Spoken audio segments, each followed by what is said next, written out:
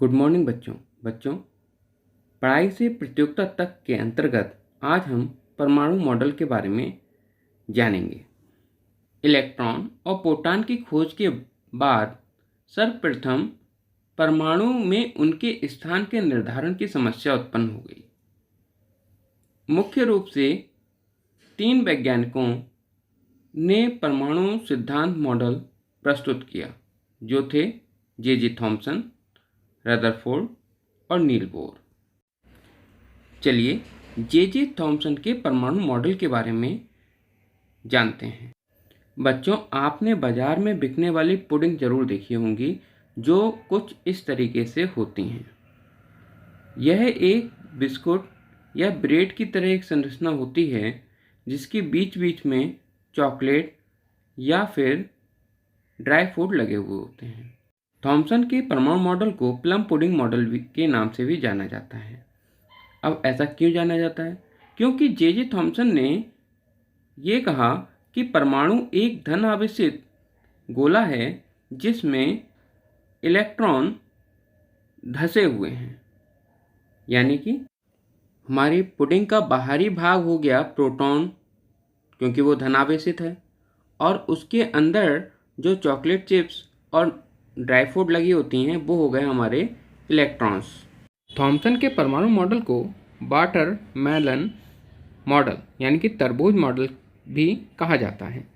इसमें तरबूज का जो लाल भाग होता है उसे प्रोटॉन यानी धनावेश तथा इसके अंदर जो बीज धसे हुए होते हैं उन्हें इलेक्ट्रॉन माना जाता है। अतः जे थॉमसन के अनुसार परमाणु 10⁻⁻10 मीटर व्यास का एक ठोस गोला है जो प्रोटॉन के कारण धन आवेशित है और इसमें इलेक्ट्रॉन धसे हुए रहते हैं, और ऋण आवेश परमाणु के धन आवेश को संतुलित कर देता है। इसका मतलब क्या हुआ? जितने इलेक्ट्रॉन होंगे उतने ही प्रोटॉन भी होंगे। इस मॉडल की महत्वपूर्ण बात यह थी कि इसमें परमाणु का द्रव्यमान पूरे परमाणु पर समान रूप से बटा हुआ माना, परंतु यह मॉडल भविष्य के परमाणु के प्रयोग पर संगत नहीं उतरा और रदरफोर्ड ने 1911 से 1919 तक के परमाणु मॉडल का प्रयोग के आधार पर इस मॉडल का खंडन कर दिया। आइए अब हम समझते हैं कि रदरफोर्ड ने क्या प्रयोग किए और उन्होंने क्या निष्कर्ष निकाला। रदरफोर्ड ने अपने प्रयोग में सोने की एक पतली चादर ली जिसकी मोटाई लगभग 100 nm यानी कि 100 नैनोमीटर की थी। उस पर उन्होंने अल्फा कणों की बौछार कराई और सोने की प्लेट को एक गोलाकार प्लेट से कवर कर दिया। ये क्या था? असल में यह एक फोटोग्राफिक प्लेट थी। इसका काम ये था कि जब अल्फा कण सोने की पत्ती को पार करते हुए इस पे जाएंगे तो एक चमक उत्पन्न होगी और ये पता चल जाएगा कि अल्फा कण किस तरीके से उस प्लेट को पार करके गए हैं। मैंने पाया कि अधिकांश अल्फा कण सोने की पत्ती को पार करके सीधे गए हैं। कुछ अल्फा कण अपने मार्ग से विक्षेपित हो गए और बहुत ही कम अपने मार्ग पर दोबारा लौट आए। यदि हम ये मान लें कि हमारे पास एक कॉटन की बॉल है जिसमें कुछ मात्रा में रुई है और बीच में एक डेंस स्पेयर है, सॉलिड स्पेयर, जो एक बुलेट की भी मार को सह सकता है। अब यदि हम इस पर बुलेट की बमबारी कराएंगे तो ज़्यादातर सीधे निकल जाएंगी, और ऐसी बुलेट जो इस सॉलिड स्पेयर के एज पे लगेगी वो अपने मार्ग से थोड़ा सा हट जाएगी, यानी विचलित हो जाएगी अपने मार्ग से, और वो बुलेट जो आके सीधे ही इस सॉलिड स्पेयर से टकराएगी। तो हमने बताया सॉलिड स्पेयर ऐसा है जो बुलेट की मार को सह सकता है, तो वो बुलेट क्या होंगी? अपने मार्ग पर दोबारा लौट जाएंगी। आइए अब इस प्रयोग से परमाणु संरचना के बारे में जानें। कुछ ज़्यादातर अल्फा कण जो थे हमारे वो सीधे निकल गए। इसका मतलब क्या हुआ कि हमारा परमाणु अधिकतम भाग खोखला है। अब जब ये खोखला है तो इसमें हमारा जो द्रव्यमान है वो कहाँ पे स्थित है? तो द्रव्यमान बहुत छोटे से यानी परमाणु की अपेक्षा बहुत छोटे से भाग में अंदर स्थित है। क्यों? क्योंकि बहुत कम पार्टिकल ऐसे हैं जो इससे टकराकर विक्षेपित हो रहे हैं, और उससे भी कम ऐसे हैं जो टकरा के फिर से अपने मार्ग पर लौट आ रहे हैं। इससे रदरफोर्ड ने निम्नलिखित निष्कर्ष निकाले। नंबर 1, परमाणु का अधिकांश भाग खोखला होता है। नंबर 2, कुछ ही अल्फा कण प्रतिकर्षण बल के कारण विक्षेपित हुए हैं। इससे पता चलता है परमाणु के मध्य में धनावेशित भाग होता है। देखिए, प्रतिकर्षित हुए हैं यानी कि अल्फा कण में भी धनावेश होता है, और प्रतिकर्षण बल से जब विक्षेपित हुए हैं इसका मतलब ये हुआ नाभि में भी धनात्मक आवेश होगा, यानी कि नाभिक में ही प्रोटॉन होंगे।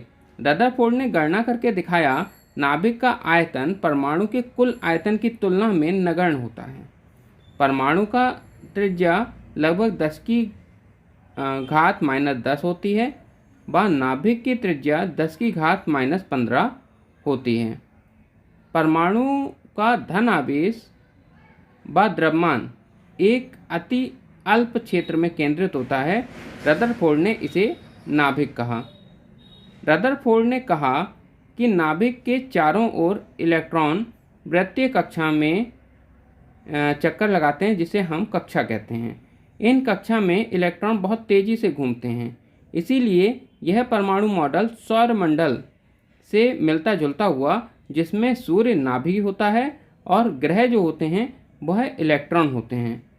इलेक्ट्रॉन और नाभिक आपस में स्थिर वैद्युत बलों से बंधे हुए होते हैं। ये निष्कर्ष रदरफोर्ड ने निकाले थे, लेकिन इनमें भी कुछ कमियां रह गईं। रदरफोर्ड के मॉडल में कुछ कमी रह गई। वो क्या थी, चलिए वो जानते हैं। जब कोई आवेशित कण किसी दूसरे आवेशित कण के चारों चक्कर काटता है तो वह त्वरण पाता है, यानी एसिलेशन पाता है।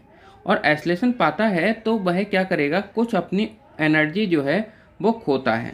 अब देखिए, इलेक्ट्रॉन जब प्रोटॉन के चारों चक्कर काट रहे हैं तो इसका मतलब वह भी त्वरण प्राप्त करेगा और अपनी एनर्जी खोएगा, और धीरे धीरे अपनी एनर्जी खोते हुए वह प्रोटॉन में जाके मिल जाएगा। इस तरीके से हमारा परमाणु जो है वो नष्ट हो जाएगा। पर हम जानते हैं कि परमाणु जो है वो स्टेबल है, उसे हम नष्ट नहीं कर सकते, वो स्थिर है।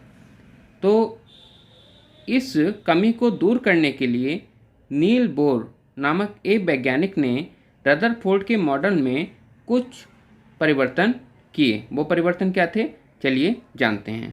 नील बोर ने सौरमंडल का उदाहरण लेते हुए बताया, जिस तरीके से सूर्य सौरमंडल के केंद्र पे है और ग्रह एक निश्चित कक्षा में चक्कर काट रहे हैं, उसी प्रकार से परमाणु में केंद्र पे नाभिक है और उसके चारों ओर जो इलेक्ट्रॉन्स हैं वो चक्कर काट रहे हैं। इन कक्षाओं को सेल्स या एनर्जी लेवल कहते हैं, और इनकी खासियत ये होती है कि इनमें इलेक्ट्रॉन्स एसिलेशन प्राप्त नहीं करता और इनकी एनर्जी का क्षय नहीं होता है। अतः नील बोर ने बताया कि परमाणु के केंद्र में नाभिक होता है, जिसमें धन आवेशित कण प्रोटॉन उपस्थित होते हैं। नंबर 2, इलेक्ट्रॉन्स नाभिक के चारों ओर निश्चित त्रिज्या एवं ऊर्जा वाले पथ पर गति करते हैं।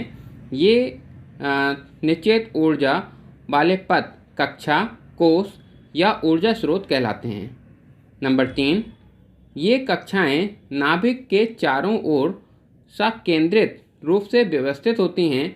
इन्हें n से दर्शाया जाता है। इसका मान हमेशा पूर्णांक में 1, 2, 3, 4 होता है तथा इसे क्रमशः K, L, M, N से प्रदर्शित किया जाता है। n का मान बढ़ने के साथ कक्षाएं नाभिक से दूरी बढ़ती जाती है और इनकी ऊर्जा भी बढ़ती जाती है।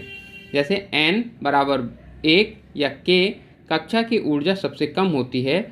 नंबर 5, इन कक्षाओं के इलेक्ट्रॉन का कोणीय संवेग MBr बराबर h/2 पाई या इसका गुणांक होता है। नंबर 6, बोर के अनुसार एक निश्चित कक्षा में चक्कर लगाने वाले इलेक्ट्रॉन की ऊर्जा में कोई परिवर्तन नहीं आता। ये 3 परमाणु मॉडल थे। आशा करते हैं आपको समझ में आए होंगे। धन्यवाद।